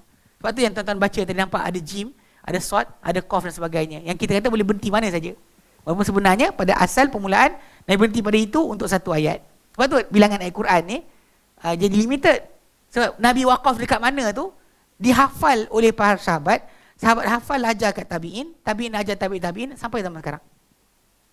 Lepas tu dia waqaf kat situ. Tak wakaf tempat lain macam tadi kan. Fi dunya wal akhirah. Berhenti situ. Kan kita kata macam janggalnya. Tapi still dekat situ Nabi wakaf, situlah tempat dia. Tapi kat mana kita jumpa dalil ni dia kata? Innaka anda idza qara'ta bila anda baca fi hadzal dalam ilmu ini satajidu mithla hadzal aqwal allati la ya'diduha dalil. Banyak kata-kata macam ni tapi tak disokong oleh dalil. Ini yang Syekh Tayyar dirasakan benda ni adalah benda penting. Walidha, dan kerana ini fa inna jam'al ahadith, penghimpunan hadis-hadis, wal athar dan athar fil mawdu'il wahid, dalam satu tajuk yang sama, yujli ghawamiduhu, akan menghilangkan, akan menjelaskan akan kesamarannya, wa yubayyinu fawaiduhu, dan juga menjelaskan akan faedahnya. Wanzur ala sabil mithal, tengoklah sebagai contoh kitab Ahrufus Sab'ah. Ada satu kitab dikarang oleh Dr. Abdul Aziz bin Abdul Fattah Al-Qari. tentang 7 huruf. Yang saya sebut 7 huruf tadi kan. 7 huruf yang ni ada seorang ulama karang kitab 7 huruf. Haitsu di mana jama'al athar. Syekh Doktor ni dia himpunkan semua sekali asar-asar al-waridah yang datang fil ahrufis sab'ah. Datang tentang hadis ke kesan ke kata-kata sahabat ke Nabi sendiri tentang huruf 7. 7 huruf tu maksud dia. Sumastambata minha fawaid wal masail al-muta'alliqah biha. Kemudian dia apa? Dia bawakan persoalan-persoalan tu, faedah-faedah dan persoalan yang berkaitan dengan tajuk tu. Jadi memang kita kata benda ni adalah di antara yang patut kita fahamlah. Jadi dengan sebab itu dia kata wa akhiran, dan akhir sekali, ayuhal akh karim, wahai saudaraku yang mulia, hadhihi ba'du malhuzat, ini sebahagian ulasan-ulasan, adauha baina yadaik, aku letakkan ia di hadapan engkau, majalan munaqashati wa ifadah, sebagai bidak ruang untuk perbahasan dan pengambilan faedah. Saddallahu khatayaya wa khutaka, SWT tepatkan, kukuhkan langkah-langkah aku dan langkah-langkah kamu. Wafaqana lima yuhibbu wa yarda, SWT taufikkan kita pada apa yang dia cintai dan dia redai. Ini dia kata, ini antara sikitlah dia nak fahamkan pada kita mana tajuk ilmu ni sangat penting. Tapi masih lagi dalam bentuk yang kita panggil tak komplit. Pasal pada tajuk asasnya, kerana ilmu ni kita kata dari segi masalah tak dapat keprihatinan semacam ilmu-ilmu yang lain. Yang itu yang sebab kenapa dia rasakan kalau anda kata boleh kan, boleh akan apa kita ada usaha sikit. Dan zaman sekarang ni belajar bahasa Arab ni bukan susah sebenarnya, tak macam dulu. Even macam wording kalimah tadi kan, zaman dulu nak buka satu-satu. Saya tengok dulu share saya seorang, dia nak kaji tentang para penyair Zamakhsyari. Tahu Zamakhsyari kan, dia buat kitab Kasyaf tu kan, dia gunakan syair je. Bila nak berterang ayat Quran, dia buat syair. Dia kan buat syair untuk kuatkan kadang-kadang fahaman Mu'tazilah. Jadi Syekh ni tahu dia buat apa? Dia kaji semua penyair yang Zamakhsyari sebut. Tapi ketika nak kaji tu, dia kena bawa satu ada ensiklopedia bagi syair-syair yang menjadi saksi dalam bahasa Arab. Ada berapa puluh jilid kitab. Saya pernah pergi rumah dia sekali, dia suruh saya buka. Kau buka sekejap. Tolong tengokkan benda sekian, saya buka lah. Nama tak ada. Saya cek nama siapa sekian kan. Dia cek-cek, dia kata apa? Daripada keseluruhan dia dapati kebanyakan Zamakhsyari punya penyair tu bukan daripada awal Islam, bukan daripada zaman jahiliah. Sebab zaman ni bahasa masih elok. Bahkan banyak Zamakhsyari ambil tu dah lewat. Zaman Bani Umayyah, Bani Abbasiyah, yang ketika itu para penyair tidak lagi tulen bahasa seperti asal. Dia kata almost 60% dia kata. Tapi yang pelik je kan, pasal dia Zamakhsyari ni dia berani. Dia berani, dia confident. Dia cakap dia baca syair, cakap baca syair. Orang pun terkejut. Tapi benda ni kan, nak faham kan, bila nak buka tu kena buka manual. Zaman sekarang type internet je. Saya sekarang saya tak pelik kalau saya tak rasa apa? Tak rasa takjub kalau orang tu boleh buat kajian kan cepat kan. Macam kadang orang tanya saya soalan, saya jawab. Lepas tu, oh baguslah ustaz. Dia tak tahu sebenarnya saya buka internet je untuk search benda tu. Kalimah tu kadang orang lain tulis, saya buka kitab lain, kemudian saya print screen daripada kitab tu, kemudian saya post balik. Macam ada baru ni, ada kes apa, Ustaz Aziz Sobri, dia punya potongan video tu ada orang sebarkan tentang tajuk kelas saya, dia ganti kelas Iqna kat Yayasan Taklim dulu. Kemudian dia bincang tajuk tentang tayamum, tiba terkeluar, dan bagi orang yang dahaga boleh untuk dia merampas air daripada orang yang ada air tapi tak dahaga, pemilik air tu, dan bahkan boleh bunuh. Jadi tajuk ni keluar, dua orang pun kutuk kat bawah. Lepas ada orang, salah seorang pelajar apa diploma Yayasan Taklim, dia kirim kat saya. Saya pun ambil balik buku tu kan, saya baca balik, kemudian saya cek buku asal. Buku asal punya Ustaz Asin, dia baca buku lagi besar. Dalam buku besar tu memang ada ayat tu, wording tu word by word dia sebut. Sebab tajuk, kenapa tajuk kes rampas air tu timbul? Sebab tajuk dia, kalau kita nak minum air, kita nak bersuci, air tak ada, dia ada air tapi tak nak bagi kita. Kita boleh paksa dia. Kita terus tayamum. Bang, air. Dia tak nak bagi. Tayamum lah. Dia ada air tapi tak nak bagi kita tayamum. Tapi kalau dia ada air, kita dahaga ni nak mati. Bang, tolong bang, saya dah ada air. Saya tak ada air. Tolong, lantak engkau. Abang dahaga tak? Tak, aku tak nak bagi engkau, dia kata. Dan boleh gaduh. Sebab dalam ni menyelamatkan nyawa. Dia cuba bunuh kita dengan biar kita haus. Maka bila cuba bunuh tadi, dan dia tak perlukan air tu. Itu para ulama selitkan hukum tu. Maksud dia kalau dalam bab taharah, tak usahlah sungguh-sungguh korang tak nak bagi air, happy je, tak ada hal. Tapi kalau dalam bab nyawa, dia tak boleh, tak berhak untuk orang tu sekat kita air tersebut. Walaupun dia punya, boleh kita rampas. Dan maka kalau kita terbunuh dia, darah gugur. Tak dapat dia. Jadi orang tak puas hati kan, saya copy paste muka surat buku tu, saya ambil kitab lama kan. Saya ambil kitab tu, saya bariskan merah, saya post balik kat orang tu. Saya kata suruh jawab. Tak jawab sampai sekarang. So kadang-kadang benda macam ni bukan kita pandai pun. Zaman sekarang tak usah pelik. Ustaz pandai, tak usah pelik. So, benda ni cepat tengok. Banding zaman dulu, buka satu-satu kitab. Selak ni, bersepah kitab nak cari satu benda je. Zaman sekarang tak. Sebab tu kalau ikutkan kepada masalah pembelajaran zaman sekarang, telah dipermudahkan sangat-sangat. Kan? Tidak macam zaman dulu. Cuma tak nak belajar je. Mainan banyak, kita akan dikhayalkan. Sebab tu usahakan. Bila kita kata macam dalam bahasa Arab kan, saya bacakan bahasa Arab sebab nak biasakan saja. Dan saya pun nak praktis balik bahasa Arab saya. Sebab tu saya baca bahasa Arab. Memang nak baca Melayu boleh je kan. Teks Melayu dia ada. Tapi nanti insyaAllah nanti kan dah di-share kan. Dah di-share. Okay, PDF kan. Nanti kita, kalau anda katakan datang, itu print sendiri lah. Kalau nak suruh print sini bayar. Ya, baik. Nanti kita bincang So insyaAllah nanti kita akan masuk kepada apa sambungan dia. Itu berkenaan dengan apa usul tafsir itu sendiri. Apa itu usul tafsir? Okay? So pendahuluan introduction tu dah jelas. Wallahu a'lam. Okay, ada soalan? Tak ada okay. Nak balik tak? Lewat. Okay. Wassallallahu ala sayyidina Muhammad. Alhamdulillahirabbil alamin. Assalamualaikum warahmatullahi wabarakatuh.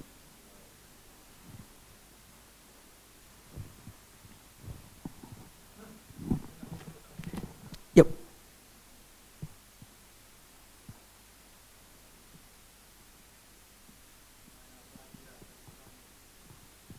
Okay.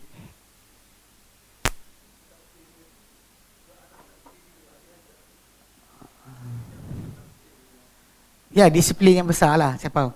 Itu sebab tu nanti kita akan tengok dalam ni. Sebab ilmu usul tafsir ni akan relate kepada dia berkata macam mana Quran ditafsirkan dahulu, atau B, macam mana kita nak tafsirkan Quran bagi benda yang kita nak faham. Dua sudut lah, dia ada dua sudut. Lepas tu ada Abu Talha, dia share kat saya. Dia kata Ustaz mana? Itu dia share. Tuan Bat. Dia kata waktu belajar usul tafsir dulu, pensyarah dia kata ada tafsir yang tetap takkan boleh berubah, ada tafsir yang boleh terima untuk perubahan maksud. Saya kata betul. Nanti kita belajar ni kita akan jumpa tajuk tu. Kita akan jumpa macam mana kita nak define tajuk berkenaan. Dia terutama pada perkara kalau para sahabat sepakat tentang maksud, kita boleh nak canggah. Kalau orang bercanggah, kita boleh nak sepakat. Ni sebenarnya dalam akidah pun sama. Kalau diorang setuju, bab fake pun, diorang setuju satu perkara, kita boleh canggah. Dan tafsir ni juga. Itu ada kaedah tu. Kalau para sahabat setuju dengan satu meaning, semua setuju dengan satu meaning. Kita datang, tapi saya rasa. Tak boleh. Ataupun diorang tak setuju dengan satu meaning, benda bercanggah. Datang kita sepakatkan hanya satu maksud saja, pun salah. Sebab tu kenapa Syekh Musaid Tayyar, Dr. Musaid Tayyar, dia cakap dah, ini ijtihad. Atau nanti tafsir Quran, kita akan tengok ni macam mana. Maksud dia. InsyaAllah lah nanti kita nampak. Supaya pasal tajuk dia, supaya kita jelas. Jangan sampai orang kelentong buat tafsir, kita betul-betul boleh ikut. Dan maka kalau ikut maksud tafsir yang ada sanad, Dr. Musaid Tayyar ni ada sanad. Dia sanad dia balik pada sampai Imam Tabari. Imam Tabari punya sampai para sahabat dan juga para tabi'in dan para sahabat. Sebab Imam Tabari adalah pertama ulama yang karang tafsir komplit daripada Al-Fatihah sampai An-Nas. Dia mati 310. So kalau orang tu kata saya ada sanad Imam Tabari, okey, dan kita bincang. Tapi kalau dia kata saya ada sanad sendiri, itu masalah. Sanad tu maksud dia, bersanad tu maksud dia kepada siapa? Sebab reference kita tu pada atas tu tadi. Dan ini kita ada salah seorang ulama yang kumpulkan semua sekali pengetahuan tersebut. Nanti insya-Allah kita masuk sikit-sikit. Dia tajuk dia sikit-sikit. Baik. Wallahu a'lam. Okey. Sallallahu ala Muhammad sallallahu alaihi wasallam.